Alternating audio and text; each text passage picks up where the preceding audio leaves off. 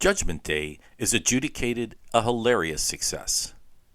Jason Alexander stars as scurrilous, self-serving scumbag attorney Sammy Campo, who seeks redemption after a near-death experience during which he encounters a terrifying angel, who also happens to be his former elementary school teacher, in Judgment Day at Chicago Shakespeare Theater on Navy Pier. This is Reno Lovison, executive producer at ChicagoBroadcastingNetwork.com, where we showcase all things Chicago, including multicultural and age-diverse people, art, music, theater, and events. Hoping to earn enough points to offset his past indiscretions and avert the torments of hell, Sammy Campo, played by Jason Alexander, is aided by Father Michael, an anguished, faith-challenged Catholic priest, played by Daniel Breaker, who was last seen in Chicago as Aaron Burr in Hamilton. While Campo's skeptical secretary Della does her part to help find charity cases for him to represent, Campo himself attempts to make amends with his estranged wife, who he's not seen in 10 years, and discovers a son that he didn't even know existed. Guided by the premise that he will be judged on his deeds rather than what he actually believes, Campo and Father Michael begin to explore the essence of morality, what it means to be a good person, and the very fundamentals of faith.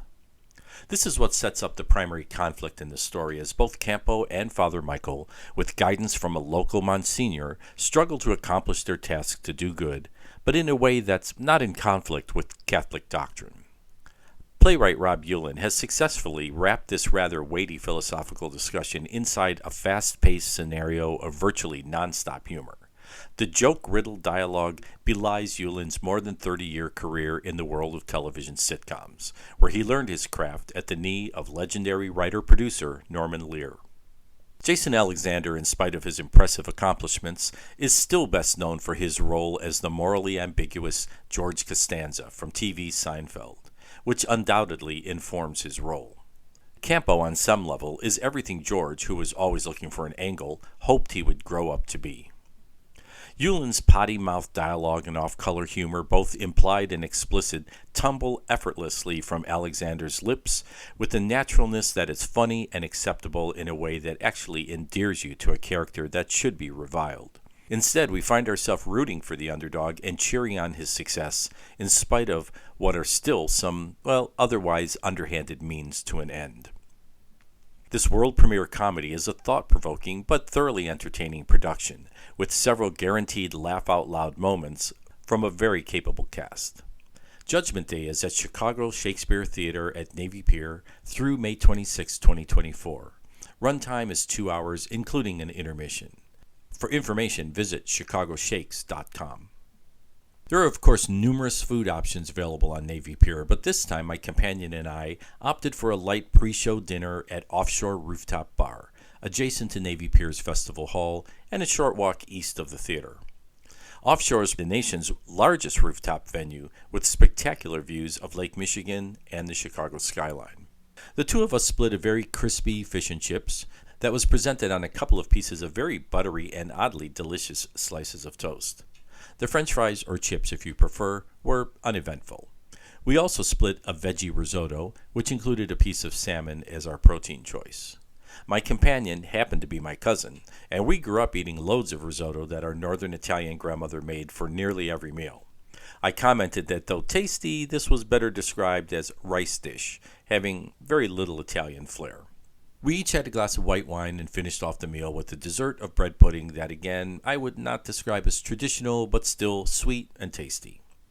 This venue gets huge marks for location and ambiance, and an 8 out of 10 for food. All good, but not particularly memorable. This is a great place to enjoy the view, with good food that will not disappoint you. While we're talking about Navy Pier, don't forget to listen to my recent podcast episode about Flyover Chicago, the Pier's newest attraction. Since you're in the mood for comedy, let's take a quick listen to a bonus interview conducted by Chicago Broadcasting Network contributor Rikki Lee Travolta, with an excerpt from his latest podcast episode, It's Showtime with Rikki Lee, where he talks with creators of Little Orphan Boy, playing now at the Annoyance Theater, 851 West Belmont Avenue, Chicago.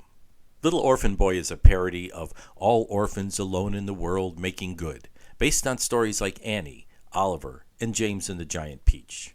Rikki says the over the top musical features memorable, wacky, and infectious songs, outrageous characters, and a blockbuster singing and dancing cast.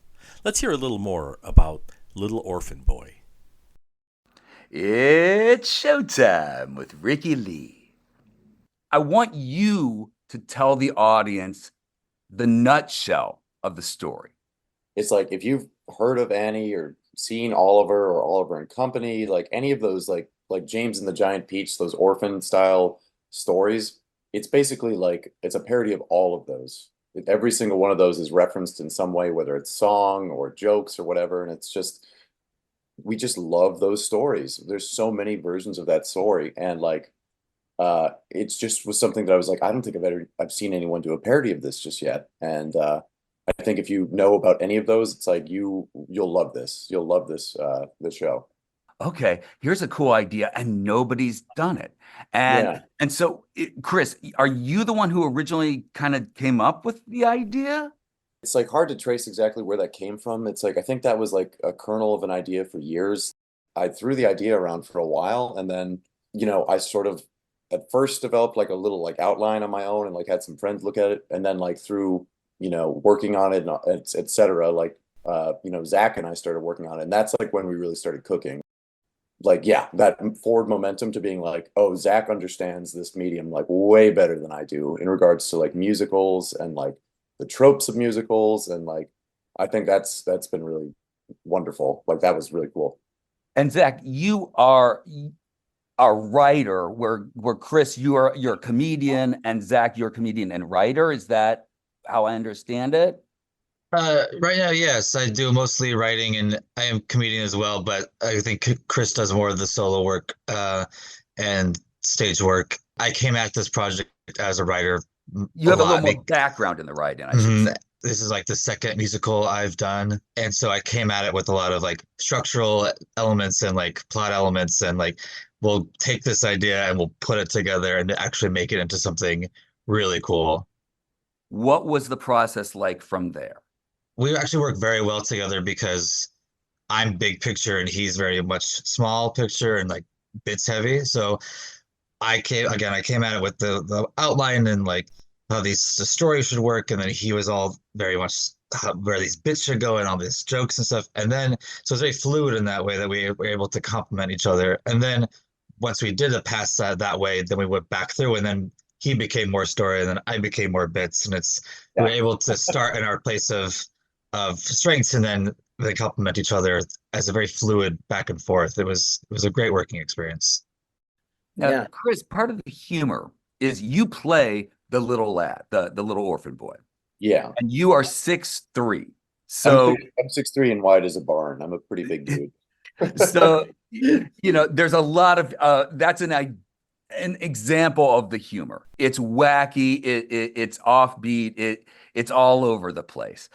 We always say that it's a timeless classic because we don't really have a specific time period. We have reference to Two Towers, but then also FDR is president.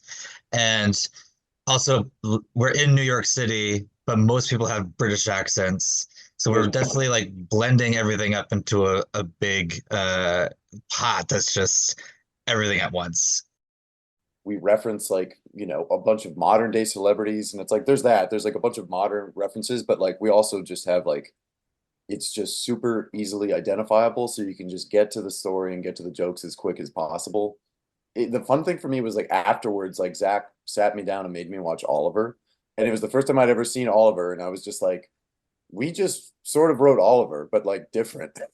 Maybe that could scare some people like in the process, but I was like, oh no, that means we're like on the right track, because it's like these tropes and like everything are so ingrained in like the story structure and society that it's like, oh, like me who's never seen that has already seen that. These guys like have so many references to like so many things, like Planet of the Apes reference in there.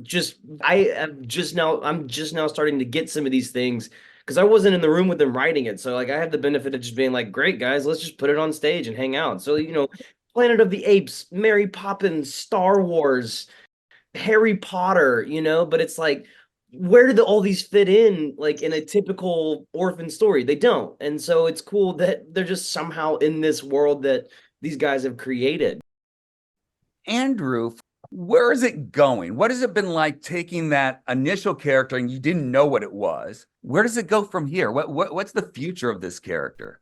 The future is, I think, just like honing in on more of like this specific like comedic timing that I think we have with this kind of show. Like there's a lot of shows that are quote unquote campy, like you'll have something like Little Shop of Horrors is very campy, or like Mary Poppins, very campy in its own way, but we really use like campiness to our benefits, part of our humor. So I play a rascal in the show, like in which would be, I guess, like the artful dodger, lead scoundrel of like these eccentric orphans that populate the stage, And I think it's kind of funny because it's like, I'm a little artful dodger with like tattoos on my arms and, a little slingshot. Maybe I'm smoking cigarettes. Like it's just leaning into like this complete parody of an already like eccentric character like the Artful Dodger was, of like being this little boy wearing a top hat trying to be a grown-up.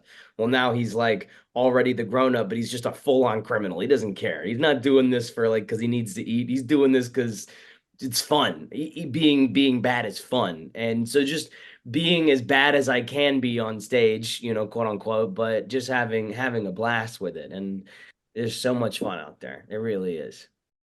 You've been listening to It's Showtime with Rikki Lee. Today, we've been talking with Chris Dritzis, Zach Hacker, and Andrew Freeland of the hilarious musical parody, The Little Orphan Boy, cracking up audiences at The Annoyance every Saturday through May 25th. For tickets, visit theannoyance.com. Thanks again to Rikki Lee Travolta for allowing us to excerpt a portion of his interview. To hear the entire interview, visit Rikki Lee's website, lifeandtimes.biz, or look for It's Showtime with Rikki Lee at Spotify or wherever you prefer to listen to podcasts. If you're a Bond fan, keep an eye out for Shaken Not Stirred, a fundraising event for the Chicago Symphony Orchestra happening June 4th. To learn about all things Bond, check out SpyMovieNavigator.com, another great Chicago-based podcast. As always, be sure to like, share, and subscribe to our podcast, keeping in mind if you need audio or video services for your business or organization, check out renoweb.net. Let's conclude this episode with a few minutes of our theme song, Foster Avenue Beach, performed by our good friend and Chicago-born musician, Steve Solomon.